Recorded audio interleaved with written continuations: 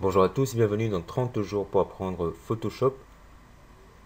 Dans cet épisode, nous allons voir l'utilisation de la plume, à quoi sert la plume, comment l'utiliser. Donc passons maintenant sur Photoshop.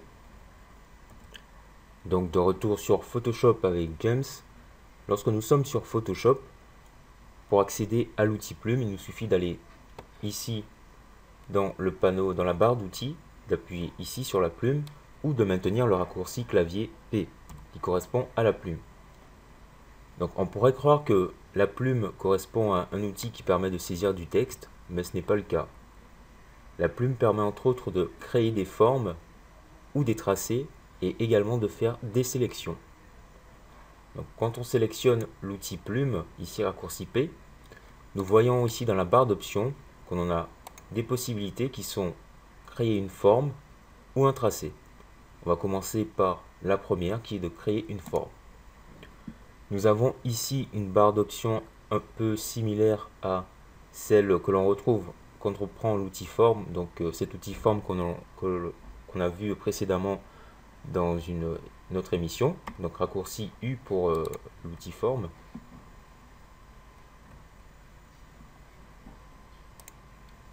Voilà. Et donc pour créer une forme, c'est tout simple. Déjà il nous suffit de prendre l'outil plume et d'effectuer des points. Donc en fait l'outil plume fonctionne d'une façon un peu particulière. L'outil plume permet de créer en fait des tracés, un tracé qui est en fait donc ça permet de créer des images on va dire un peu vectorielles également. Ce sont en fait des images qui sont composées de plusieurs groupes de calques et sur ces calques on trouve plusieurs points qui sont disposés pour en fait créer des images qui sont redimensionnables à l'infini. Enfin c'est pas des images qui contiennent des pixels, mais ce sont plutôt des images qui contiennent des groupes de calques avec des points disposés d'une certaine façon.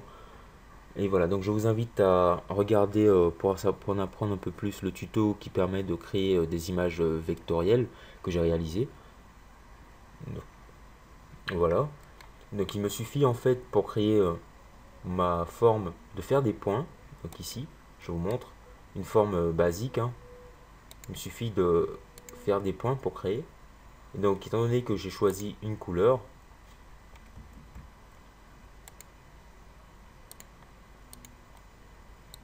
voilà, donc en prenant mon outil de déplacement, je peux déplacer ma forme. Je vois ici que mon calque apparaît en tant que forme, c'est ce qui est marqué, c'est ce que j'avais sélectionné ici pour l'outil plume. Donc j'ai la possibilité d'arranger également un peu cette forme en prenant l'outil de sélection ici, donc en me plaçant sur chaque point. Donc en sélectionnant le point par exemple celui-ci en modifiant un peu, voilà, en l'arrangeant un petit peu quand même, comme ceci, donc ça me donne un rendu un peu plus sympathique. Je peux également redimensionner cette forme que je viens de créer, donc en effectuant un CTRL T. Donc ici j'ai la possibilité d'agrandir certaines parties, donc tous les points que j'ai sélectionnés. On voit ici que à l'aide de mon outil de sélection directe, si j'effectue une sélection de ces 3 points et que je fais un CTRL T transformation libre, je peux agrandir ou modifier certaines parties, donc notamment on voit comme ceci. Et si en revanche je sélectionne tous les points étant sélectionnés, là je peux vraiment agrandir de façon plus proportionnelle, plus adéquate ma forme. Donc je peux supprimer cette forme, je peux lui ajouter également un fond, un contour comme l'outil qu'on a vu précédemment, donc l'outil forme. On va revenir sur la plume. Ici donc la plume et le tracé. Donc le tracé ici correspond à ça, comme ceci. J'ai la possibilité également de faire des formes, de créer un tracé avec des courbes et des boucles, etc. Donc notamment en effectuant un clic glissé comme ceci. Donc quand j'effectue un clic et glisser, je vois qu'il y a deux extrémités qui apparaissent sur mon point en cours. Donc une extrémité définit l'angle du bout d'un des bouts et l'autre définit l'endroit où se fera la prochaine courbe. Donc par exemple si j'indique le point ici, comme ceci, je peux faire des points avec différentes courbes. Là, je ferme. Donc vous aurez pu constater qu'à chaque fois que je crée des points, un nouveau point, donc c'est le point en cours se démontre de la façon suivante. Donc il s'agit en fait d'un petit carré totalement grisé. Donc cela signifie que c'est le point en cours. Pour fermer ma sélection, il me suffit d'aller sur le point, retourner sur le point de départ et fermer la sélection, de voir apparaître ensuite un petit cercle comme ceci. Donc là, je viens d'effectuer un tracé. Mon tracé n'apparaît pas. Donc dans la barre d'options, ici, en ce qui concerne le tracé, j'ai des options qui me permettent d'effectuer une sélection, d'ajouter un masque vectoriel, étant donné que le tracé permet de créer des vecteurs, et également de faire passer ceci en tant que forme, comme ceci. Donc si je veux effectuer une sélection, il me suffit de cliquer sur sélection également, et là je peux gérer sur le rayon de ma sélection. Donc là j'effectue une sélection, CTRL Z pour revenir en arrière. Je peux également faire un masque vectoriel. J'ai aussi la possibilité, tout en faisant un clic droit sur mon tracé, ici, d'utiliser les mêmes options qui apparaissent ici. Donc, notamment définir une sélection. Je peux ajouter un fond à mon tracé, effectuer un contour, donc supprimer le tracé, créer un masque vectoriel, créer une forme personnalisée. Donc la forme personnalisée notamment, elle va s'enregistrer en tant que forme ici, donc ici dans les formes personnalisées. Voilà. Donc pour revenir ici sur mon tracé, il me suffit de prendre mon outil de déplacement pour aller ensuite, mon outil de sélection directe ou l'outil de sélection de tracé pour modifier les extrémités. Donc je peux modifier les extrémités ainsi, arrondir un peu les angles comme ceci. J'ai la possibilité également, donc en étant sur mon tracé, d'enlever des points, donc de casser la courbe ou d'enlever le point automatiquement, enfin directement. Casser la courbe, notamment en enlevant les points, les extrémités ici. Donc si je les fais manuellement, je maintiens Alt enfoncé tout en gardant la plume, ou je peux directement prendre l'outil de conversion de points ici. Donc en maintenant Alt enfoncé, si je casse les points, ça me donne ceci. Voilà, donc en remettant la courbe, là c'est un exemple manuel, mais si je veux vraiment casser le point, il me suffit de maintenir Alt enfoncé, de cliquer, et hop, là je n'ai plus aucune extrémité qui apparaît. CTRL Z pour revenir, comme ceci, et donc aller de mon outil de sélection directe, modifier les points, comme ceci, donc modifier, les déplacer, gérer sur la courbe, comme je l'ai dit, etc., etc. Donc c'est assez intéressant comme outil, puisqu'on peut faire plein de choses suffisamment intéressantes.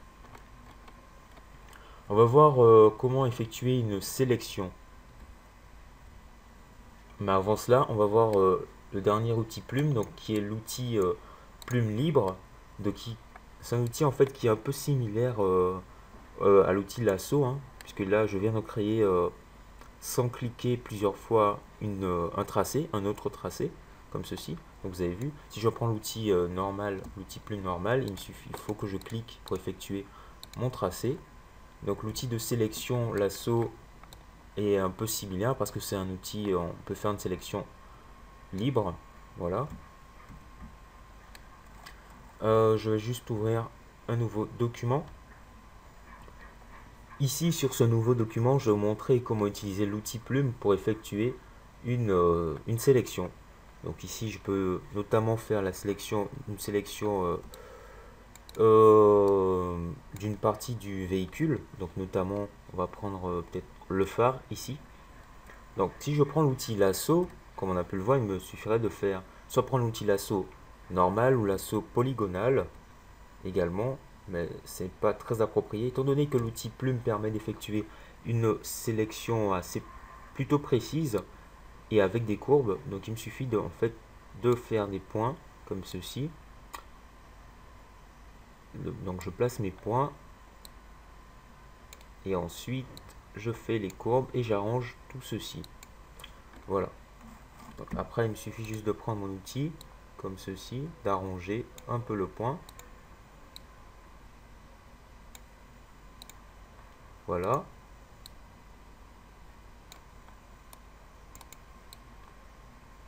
Comme ceci.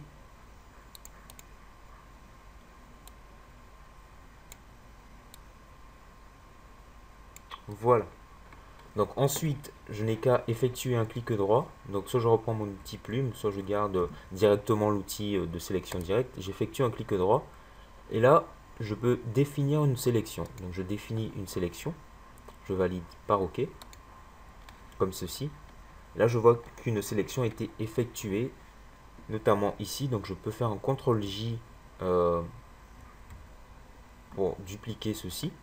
Donc, et là, je vois que j'ai la sélection de mon phare qui est assez sympathique. Et je peux notamment lui ajouter une teinte et saturation en écrêtage. Augmenter un peu la saturation. Changer la couleur. Donc c'est assez sympathique puisque je peux en fait faire des sélections beaucoup plus précises, notamment en ajoutant des angles, en modifiant les angles et tout. Donc je peux également enregistrer la sélection que j'ai fait, donc ça on l'a vu précédemment. Et donc le tracé que j'ai effectué, lui, se trouve ici. Donc, on le voit qui est toujours apparent, mon tracé. Je peux le supprimer soit en effectuant un clic droit, supprimer, ou en supprimant ici dans l'onglet tracé, supprimer le tracé. Voilà, donc je peux également ajouter le contour, donc comme on a pu le voir. Donc clic droit, contour du tracé. Donc je choisis un outil. Donc notamment je prends l'outil plutôt. Donc il y a l'outil pinceau, donc plutôt l'outil crayon, comme ceci. Et donc voilà. J'ai un contour qui était fait par rapport à l'outil crayon que l'on retrouve ici. Donc l'outil crayon qui était de 2 pixels. Donc si je le mets à 108 pixels et que je fais un CTRL Z en effectuant un clic droit, contour, voilà, donc le contour sera beaucoup plus important. Donc, je peux supprimer mon tracé. Voilà. Dans cet épisode, vous avez vu comment utiliser la plume, donc à quoi sert la plume, comment créer une forme avec la plume, comment gérer, modifier un tracé, éditer un tracé, supprimer un tracé, effectuer une sélection à partir d'un tracé. Voilà, et comment faire un détourage d'objets, faire des contours d'objets, utiliser des options spécifiques au tracé et comment enregistrer un tracé en tant que forme. Donc on se retrouve dans le prochain épisode sur 30 jours pour apprendre Photoshop. Merci d'avoir regardé et peace out.